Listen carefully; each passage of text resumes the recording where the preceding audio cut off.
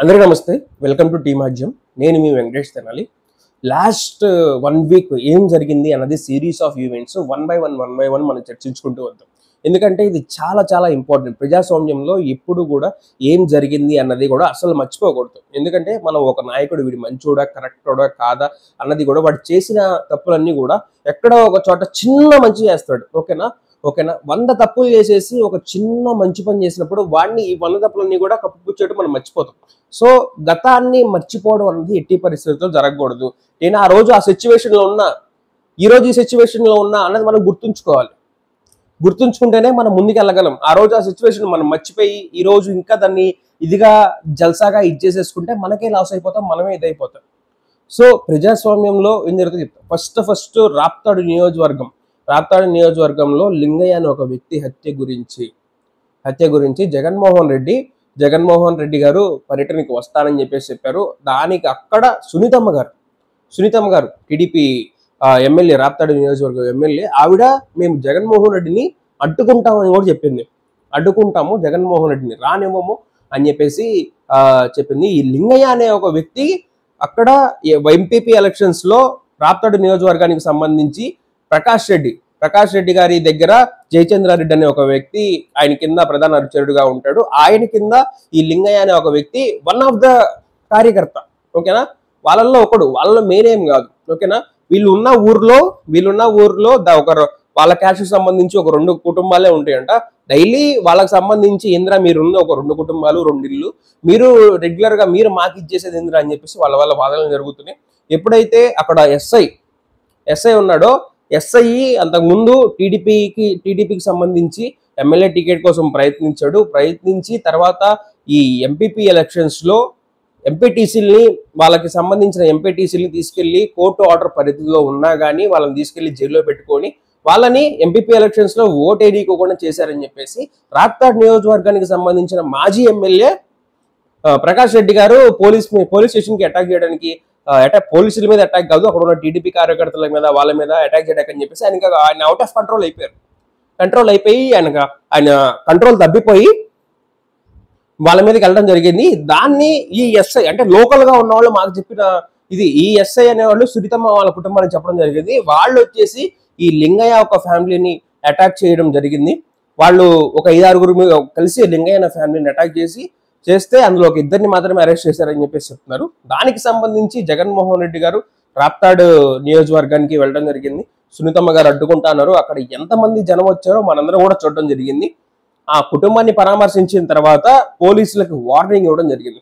ఇది ప్రజాస్వామ్యంలో పోలీసులు అటు ఏ పార్టీ ఉన్న చంద్రబాబు నాయుడు గారు, నాయుడు గారు, లోకేష్ గారు వీళ్ళందరూ కూడా ఎలా పోలీసుని తిట్టారో గతంలో మన అచ్చెన్నాయుడు గారు అయితే అది చెప్పలేని బూతులు కూడా మాట్లాడారు. పోలీసులు ఎందుకు మింగి తినడానికి వచ్చారా అని చెప్పేసి మాట్లాడుతారు. ఆ పదాలు మేము డైరెక్ట్ గా ఇక్కడ మా ఛానల్లో యూజ్ చేయలేము కాబట్టి అలా చెప్తున్నాను. మరి సేమ్ అదే వర్డ్స్ లోకేష్ గారు కూడా అంతకుముందు వాడటం జరిగింది. చంద్రబాబు నాయుడు గారి ఈవెంట్ లో అయితే వీళ్ళు కూడా సంఘ విద్రోహ శక్తులు అన్నాడు పోలీసుల్ని. అధికార పార్టీలో ఉన్న వాళ్ళు ఎవరైనా కానీ ఇలా ఒకసారి అధికార పార్టీలో ఉన్నప్పుడు వీళ్ళైనా పోలీసుల్ని తెగ ఆడేసుకుంటున్నారని చెప్పేసి జనాలందరికీ కూడా అర్థం అవుతుంది. ప్లస్ మా తరపు నుంచి కాదు, ప్రతిపక్షంలో ఉన్న వాళ్ళు కూడా వీళ్ళకి వార్నింగ్, ఇది ఎంత మాత్రం కరెక్ట్ కాదు. తర్వాత ఆ ఎస్ఐ కూడా జగన్మోహన్ రెడ్డికి వార్నింగ్ ఇవ్వడం జరిగింది. వార్నింగ్ ఇస్తే ఆయనకి సంబంధించిన హిస్టరీ అంతా కూడా వీళ్ళు భయపెట్టడం జరిగింది. ఇంకొకటి నెక్స్ట్ ఈవెంట్ వచ్చేసరికి మన జేఈ మెయిన్స్ కి స్టూడెంట్స్ ఎవరైతే ఉన్నారో ఒక 30 మంది విద్యార్థులు పవన్ గారి కాన్వాయ్ వెళ్తుందని చెప్పేసి వాళ్ళు ఎగ్జామ్ మిస్ అవ్వడం జరిగింది. 30 మంది, ఒకళ్ళిద్దరు కాదు, ఒకళ్ళు-2 అయితే ఇది తప్పు, ఇది కరెక్ట్ గా వీళ్ళు లేజినెస్ తో వీళ్ళు టైం పంచువాలిటీ లేకుండా వీళ్ళు మిస్ అయిపోయారని చెప్పేసి మనం మాట్లాడుకోవచ్చు. కానీ 30 మందికి తర్వాత రోజు ఎగ్జామ్ ఉంది సార్, అప్పుడైనా సరే మాకు వాళ్ళకి ఎగ్జామ్ రాసుకునే ఛాన్స్ ఇవ్వండి అని చెప్పేసి పేరెంట్స్ అడగడం జరిగింది. దానికి కూడా నో రెస్పాన్స్. వాళ్ళకి జీవితంలో ఒక సంవత్సరం పోయినట్టే, లేదు అంటే వాళ్ళు ఇంజనీరింగ్కి వెళ్తారని తెలియదు. ఇంకొకటి గీతాంజలి ఇష్యూ గురించి మనం చర్చించుకోవడం జరిగింది. Geetanjali issue very very very చాలా చాలా బాధాకరమైన విషయం అనమాట. మన కోల్కతా డాక్టర్ కేసు గురించి ఆంధ్రప్రదేశ్ లో ఫైట్ చేశారు, తెలంగాణలో కూడా ఫైట్ చేశారు.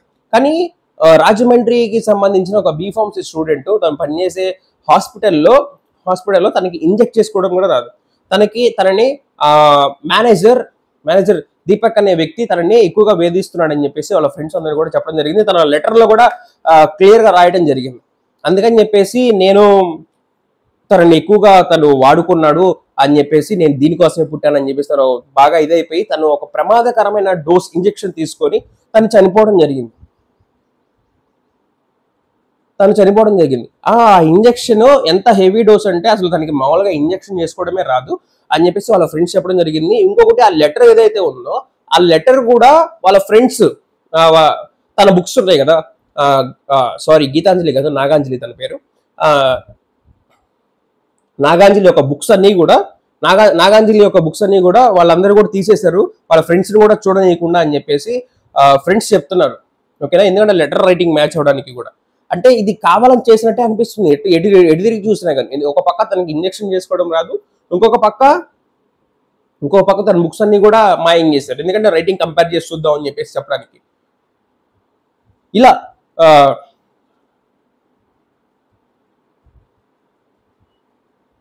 ఇంకొక విషయం రిపీట్.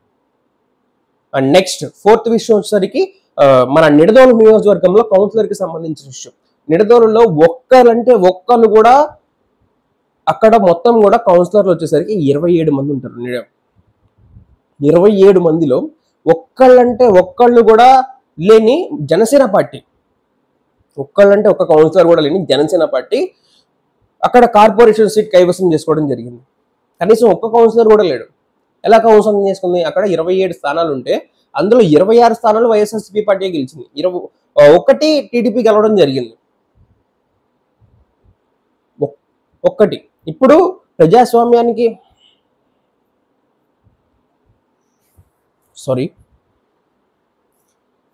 నాలుగోది ప్రజాస్వామ్యం అమ్మకం. నిడదవోలు నియోజకవర్గంలో మనం అందరం కూడా చూసాం. నిడదవోలు నియోజకవర్గానికి సంబంధించి అక్కడ 27 మంది కౌన్సిలర్లు ఉంటే 27లో 26 వైఎస్ఆర్సీపీ పార్టీ కైవసం చేసుకుంది. ఒక్కటి మాత్రమే టీడీపీ గెలవడం జరిగింది. ఒక్కటి కూడా లేని జనసేన పార్టీ కందుల దుర్గేష్ గారి నాయకత్వంలో అక్కడ కార్పొరేషన్ సీటు జనసేన పార్టీ కైవసం చేసుకుంది. ఎలా కైవసం చేసుకుంటారు? వాస్తవానికి చూస్తే వైఎస్ఆర్సీపీ పార్టీ కైవసం చేసుకోవాలి, కానీ అక్కడ కైవసం చేసుకుంది ఎవరు? జనసేన పార్టీ. లేదు, ఒక్క సీటు ఉన్న తెలుగుదేశం పార్టీ కైవసం చేసుకుంది అనుకున్నామా? అసలు ఒక్క సీటు కూడా లేని జనసేన పార్టీ కైవసం చేసుకుంది కదా. ఎలాగంటే వీళ్ళు 13 మందిని జనసేన పార్టీలోకి తీసుకోవడం జరిగింది. కందుల దుర్గేష్ జనసేన పార్టీలోకి తీసుకోవడం జరిగింది. ఒక సీటు ఆల్రెడీ పొత్తులో భాగంగా తెలుగుదేశం పార్టీ ఉంది. సో వాళ్ళతో వీళ్ళు కంపేర్ చేసి అండ్ నెక్స్ట్ వీళ్ళు 14 మంది అయిపోయి వీళ్ళు కార్పొరేషన్ సీట్ ని జనసేన పార్టీ కైవసం చేసుకోవడం జరిగింది.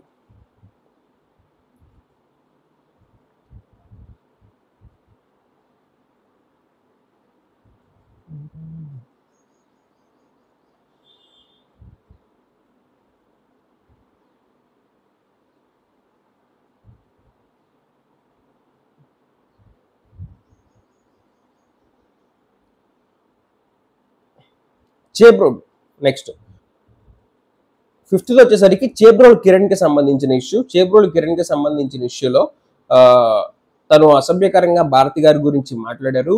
భారతి గారి గురించి మాట్లాడితే పోలీసులు ఆయన అరెస్ట్ చేసి తీసుకెళ్ళడం జరుగుతుంది. తీసుకెళ్తున్న తరుణంలో ఈ గోరంట్ల మాధవ్ అనే ఒక వ్యక్తి వైఎస్ఆర్సీపీ ఎంపీ క్యాండిడేట్, మాజీ ఎంపీ క్యాండిడేట్, అంతకుముందు మాజీ పోలీసు కూడా, పోలీసులను ఆపి పోలీసులను చేసి అతన్ని కొట్టడం జరిగింది. ఇది కరెక్ట్ కాదు అని చెప్పేసి మనం వాదించాము. ఎందుకంటే ప్రజాస్వామ్యంలో ఉన్నప్పుడు అక్కడ చట్టం తన పని తాను చేస్తున్నప్పుడు ఇది కరెక్ట్ కాదు అని చెప్పేసి మనం చెప్పడం జరిగింది. ఎందుకంటే మీ వల్ల కార్యకర్తలు కూడా రేపొద్దున ఎవరైనా ఏదైనా అంటే వాళ్ళు కూడా ఇలా వెళ్ళి ఫైట్ చేసుకుంటారు. అప్పుడు గ్రౌండ్ లెవెల్లో ఉన్న కార్యకర్తలను ఎవరు రక్షిస్తారు అని చెప్పేసి మనం మాట్లాడడం జరిగింది.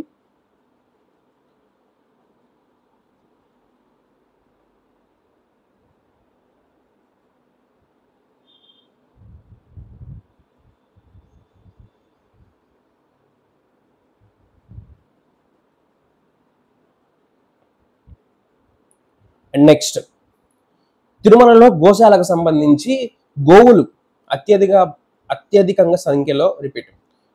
నెక్స్ట్ తిరుమలలో గోశాలకు సంబంధించి గోవులు గత వారం రోజుల్లో ఒక 100 గోవుల వరకు మృతి చెందినట్లు మాజీ ఎమ్మెల్యే అండ్ నెక్స్ట్ మాజీ టీటీడీ చైర్మన్ భూమన కరుణాకర్ రెడ్డి గారు వివరించడం జరిగింది. గోవుల సంరక్షణ మీద వీళ్ళు ఇది చేయట్లేదు, వాళ్ళు గో సంరక్షణ చేయలేకపోతున్నారు అని దానికి స్వామివారికి నైవేద్యం చేస్తారు, స్వామివారికి పాలు సేకరించి అభిషేకం చేస్తారు, టీటీడీకి కొంచెం ఒక నెయ్యి తీసుకుని అందులో కూడా వాడడం జరుగుతుంది. వైఎస్ఆర్సీపీ టైంలో ఈ గోశాల అనేది ఏర్పాటు చేయడం జరిగింది. 1000 గోవుల వరకు ఉంటాయి అనమాట. దానికి సంబంధించి టీటీడీ బీజేపీ ఎమ్మెల్యే భానుప్రకాష్ గారు ఏమంటున్నారు, అన్ని గోశాలలో జరుగుతూనే ఉంటాయి, అన్ని ఎప్పుడూ కూడా మన గోశాలనే కాదు అన్ని గోశాలలో కూడా జరుగుతూ ఉంటాయి అని చెప్పేసి ఆయన చెప్పడం జరుగుతుంది. ఇది ఎంతవరకు కరెక్టో నాకు అర్థం కావట్లేదు. ఇది ఇలా సిరీస్ ఆఫ్ ఈవెంట్స్ ఉన్నాయి అనమాట.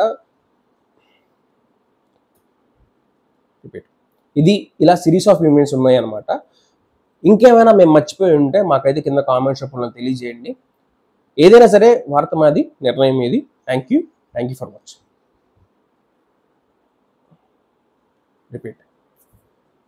ఏదైనా సరే వార్త మాది, నిర్ణయం మీది.